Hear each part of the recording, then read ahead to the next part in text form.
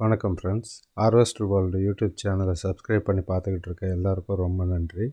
இன்றைக்கி நம்ம Claas crop டைகரோட sieve box metal bush plate ஃபீல்டில் ஓட்டும்போது உடஞ்சிட்டு வருது இல்லைங்களா, அதை எப்படி ரீப்ளேஸ் பண்ணுறதுன்றதை நம்ம இன்றைக்கி பார்க்க போகிறோம்.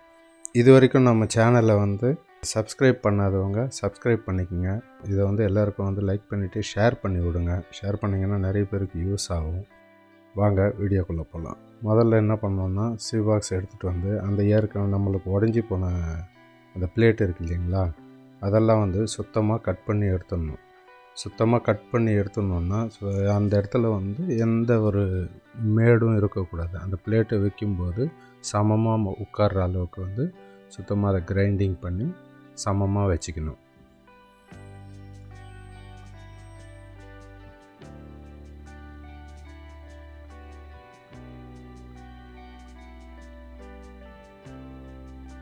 எல்லாம் அந்த மேடெல்லாம் தெரியாத அளவுக்கு சமமாக கிரைண்டிங் பண்ணிடணும் மொத்தத்தையும்.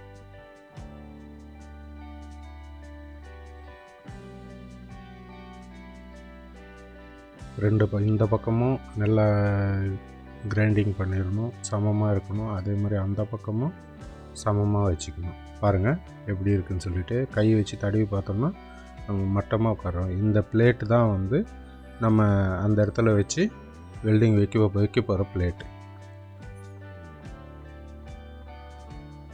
இது அசம்பிளியாக நம்ம மாட்டுறோம். நல்லா சுத்தமாக கீழே துடைச்சிட்டு அதுக்கப்புறம் எடுத்து வைக்கணும்.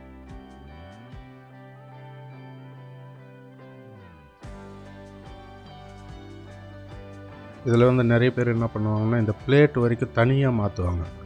அது வரைக்கும் கூட மாற்றிக்கலாம். அது வரைக்கும் கட் பண்ணி எடுத்துகிட்டு வச்சு மாற்றிக்கலாம். இது பார்த்திங்கன்னா இந்த இடத்துல அந்த இடத்துல இந்த பக்கம் அந்த பக்கம் ரெண்டு பக்கமும் அளவு வச்சு பார்த்துக்கணும். ரெண்டு ஈவனாக இருக்கிற அளவுக்கு ரெண்டுத்தையும் வச்சுட்டு அதுக்கப்புறம் இது பண்ணணும். நம்ம ரப்பர் புஷ் மாட்டுற இடத்துல 3 போல்டை போட்டு வச்சுக்கணும். ஏன்னா அளவுக்கு தேவைப்படும். இந்த 3 போல்டுக்கும் 3 அளவு இருக்கும். அதுக்கேற்ற மாதிரி ஒவ்வொரு போல்டுக்கும் பிடிச்சி பார்த்து அந்தந்த அளவு கரெக்டாக இருக்கான்றதை நம்ம செக் பண்ணிக்கணும். செக் பண்ணிவிட்டு ஈவனாக இருக்கான்றதை இந்த பக்கமும் செக் பண்ணிக்கணும், அந்த பக்கமும் செக் பண்ணிக்கணும்.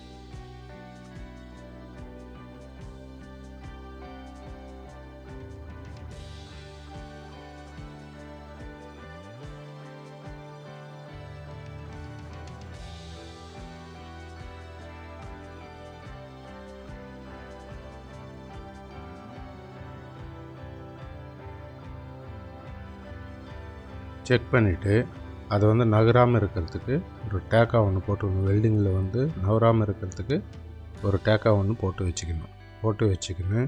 மறுபடியும் நம்ம அந்த பக்கம் போய் அந்த பக்கம் இருக்கக்கூடிய அளவை செக் பண்ணணும். அந்த பக்கமும் அதே மாதிரி ரப்பர் புஷ் உட்கார்ற இடத்துல போல்டுங்களை போட்டு வச்சுக்கிட்டு அதே மாதிரி நம்ம அளவை செக் பண்ணிக்கணும்.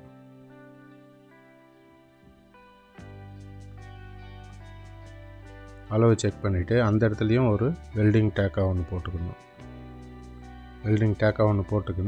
அப்படியே கண்டினியூ அந்த அளவு ஃபுல்லாக கரெக்டாக இருக்கான்னு பார்த்துக்கிட்டு மறுபடியும் ஃபுல்லாக நம்ம வெல்டிங் அடிச்சிக்கணும்.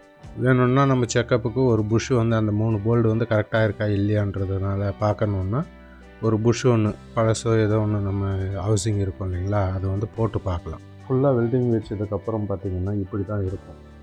நம்ம வெறும் காது மட்டும் வெல்டிங் வைக்கலைங்க. நம்ம ஃபுல் பிளேட் அசம்பிளி ஃபுல்லாக வச்சுருக்கோம். அதனால் ஃபுல்லாக இப்படி தான் இருக்கும். இதே மாதிரி தான் வச்சுட்டிங்கன்னா நல்லா உங்களுக்கு நல்ல லைஃப் வரும். வெறும் காது மட்டும் வச்சிங்கன்னா மறுபடியும் கட் ஆகிறதுக்கும் வாய்ப்பு இருக்குது. ஃபுல்லாக இந்த மாதிரி வச்சுக்கிட்டிங்கன்னா நல்லாயிருக்கும். மறக்காமல் நம்ம சேனலை சப்ஸ்கிரைப் பண்ணிக்கோங்க. சப்ஸ்கிரைப் பண்ணாமல் பார்க்குறவங்க நிறைய பேர் இருக்கீங்க. தயவுசெய்து சப்ஸ்கிரைப் பண்ணி பெல் ஐக்கானை அழுத்திக்கிட்டிங்கன்னா நம்ம போடுற வீடியோ எல்லா வீடியோவும் உங்களுக்கு சேரும். ரொம்ப நன்றி.